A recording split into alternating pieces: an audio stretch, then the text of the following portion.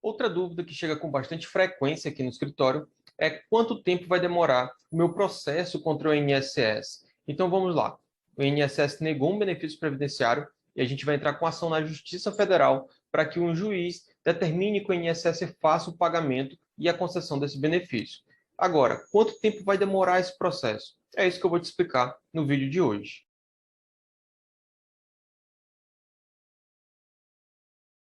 Bom, tudo começa com uma petição inicial, que vai ser feita por um advogado ou por um defensor público da União.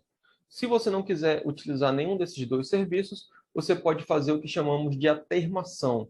Isso quer dizer o seguinte: você vai lá na Justiça Federal, vai procurar um servidor e vai procurar o setor de atermação. Lá ele vai colher o seu depoimento.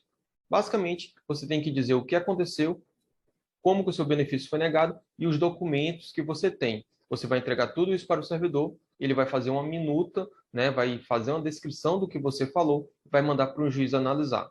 Agora, optei pelo advogado ou pela defensoria pública. Como funciona?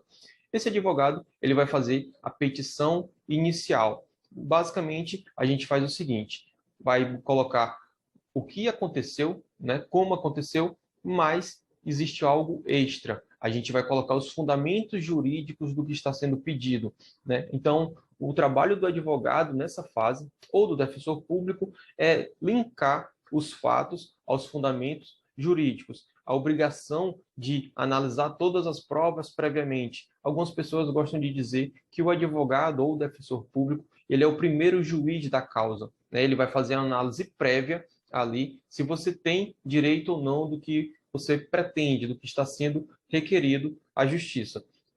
O advogado ou o defensor concordando que existe o direito, né, ou pelo menos os indícios de que você tem direito, ele vai apresentar essa petição inicial, né, para dar início a um processo judicial. É importante destacar aqui o seguinte: o advogado ou o defensor público, por mais diligente que ele seja, ele analisa os fatos com base na ótica do autor. Ou seja, ele ainda não tem as alegações do INSS. Por isso que eu digo que é uma análise prévia, por isso que ele é o primeiro juiz da causa. Ele não tem como dizer com toda certeza que o benefício vai ser concedido ou não, mas ele vai te dizer com uma probabilidade muito boa se há ou não razoabilidade no pedido e se há ou não possibilidade de ganhar aquele processo. Para isso, ele vai, lógico, fazer a utilização da lei e também se apegar à sua experiência profissional, né? Conforme a gente vai adquirindo experiência, conforme a gente vai ajuizando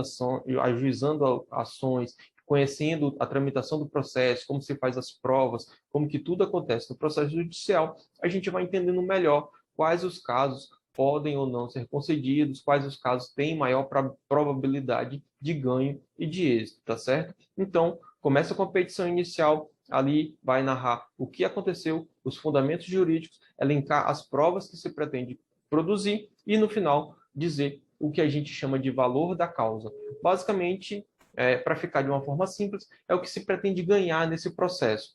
Tecnicamente, existem outras variáveis, mas vamos dizer assim, o valor da causa é o que você pretende ganhar naquele processo. Então, após receber essa petição inicial, o juiz vai determinar a citação do INSS. O que é isso? É uma notificação para que o INSS apresente a sua defesa, tá? Essa defesa ela não é feita por um servidor do INSS, ela é feita por um procurador federal, membro da Advocacia Geral da União, que atua ali junto do INSS. Ele que tem essa função de fazer a vez, digamos assim, do advogado do INSS, tá certo? Então, ele vai defender a atuação do INSS e vai apresentar os seus argumentos, dizendo por que entende que a decisão do INSS está correta e vai também apresentar os documentos. Normalmente, esses documentos eles são retirados da base de dados, né, da base de informações registradas no INSS e vão ali dar calço, vão dar a base para que o procurador federal possa apresentar todos os seus argumentos. Detalhe muito importante: o procurador federal ele pode apresentar uma proposta de acordo, mas ele pode, ele não é obrigado. Caso ele apresente essa proposta de acordo, o advogado do autor vai ser chamado para dizer se o autor concorda ou não com essa proposta. Caso concorde, o juiz vai homologar o acordo e o processo vai para a sua fase de liquidação e depois para o arquivamento. Não havendo concordância com essa proposta de acordo, caso tenha sido apresentada, o processo vai seguir o seu trâmite normalmente. Após o INSS apresentar a sua defesa, a gente entra na fase de produção de provas, tá? Então, o que acontece? Normalmente, as provas documentais a gente já apresenta junto com a petição inicial e o INSS também já apresenta os seus documentos junto com a contestação. Porém, existem outros meios de provas no processo judicial que podem ser necessários conforme cada tipo de processo ou conforme o tipo de benefício que está sendo pedido. Então, por exemplo, vamos supor que a gente está trabalhando aí com um pedido de um benefício por incapacidade, um auxílio-doença. Nesse caso, o juiz ele não tem como resolver apenas com base nos documentos, ou é extremamente difícil que o juiz resolva apenas com base nos documentos. Por que isso acontece? Porque o juiz é um especialista em legislação, ele é um especialista em lei, assim como os advogados, como os procuradores federais. Então, eles não têm conhecimento de causas médicas, dos fundamentos médicos, para tomar uma decisão em dizer se a pessoa está ou não apta para continuar no seu trabalho ou para retornar ao seu trabalho. Então, nesse caso, ele vai se apoiar em uma decisão médica. Isso é uma perícia médica, tá certo? Então, vai ser determinada a realização de uma perícia e esse perito vai dizer se essa pessoa está ou não incapacitada para o seu trabalho. Estando incapacitada, o juiz vai analisar os demais requisitos legais e vai proferir a sua sentença. Não estando incapacitada e não havendo possibilidade de discussão desse laudo médico, é muito provável que o processo vá ser julgado improcedente. Por isso, é tão importante cuidado e cautela com a documentação médica nos processos contra o INSS. Agora, digamos que seja um processo de aposentadoria rural. Talvez, nesse tipo de processo, seja importante ouvir testemunhas que corroborem, que confirmem o que está sendo apresentado nos documentos. Então, nesse caso, não vai ter uma perícia, mas a gente vai marcar uma audiência para ouvir as testemunhas. Então, conforme cada tipo de processo, conforme cada tipo de benefício que está sendo pedido, a gente vai avaliar quais são as provas necessárias e vai solicitar ao juiz essa produção de provas, tá? Sendo deferido, a gente vai colher as provas e depois o processo volta para que possa ser proferida a sentença. Então, após todas as provas serem produzidas, o processo ele vai para o juiz dar a sua decisão, tá? A gente chama de sentença. O que que vai ter nessa sentença? O juiz vai dizer o que foi alegado pelo autor, vai dizer o que foi alegado pela defesa, vai dizer o que aconteceu no processo, vai colocar os seus fundamentos jurídicos também, as suas conclusões e a sua decisão. Então, lá ele vai dizer, o autor tem razão, condena o INSS assim, assim, assado.